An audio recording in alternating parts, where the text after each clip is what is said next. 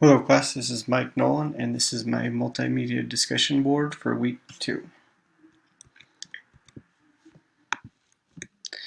So first I'd like to start by identifying the job that I would like to have in the future. That job would be as a deputy chief with the Santa Ana Police Department. The Santa Ana Police Department employs 3 deputy chiefs that report directly to the chief of police. Off to the right there I've listed some of the responsibilities of a deputy chief within the organization. In addition to those responsibilities, the DC or deputy chief is responsible for ensuring that the ethics is an organizational priority.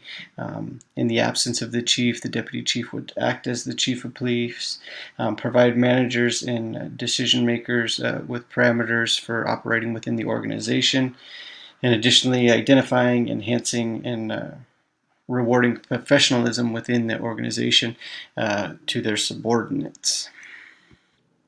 So the interview format for the position of deputy chief is going to be twofold. First, it's going to be a panel interview, and the second is going to be a one-on-one interview with the chief of police.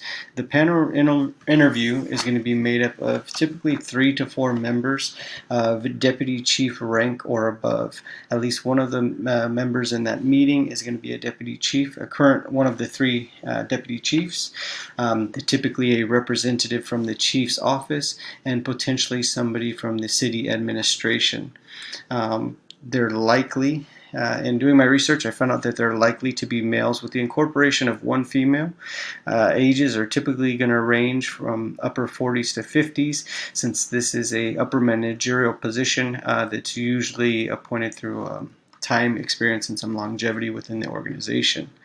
The one-on-one interview with the chief is going to be after the successful completion of the panel interview. That would be the next step in the interview process. As for interview questions, when being interviewed for a position for deputy chief, some of the interview questions are going to be directed towards budgeting, planning, staffing, training, development, policy, publication, risk management, policy enforcement, and development of department personnel and department succession. Similar examples that I found, I didn't really find many of the general template questions similar, but I did find similar examples in the behavioral questions. One of those being specifically based on your current position or where you are at now, what have you done to prepare? That question would look industry specific as what have you done to prepare for the position of deputy chief.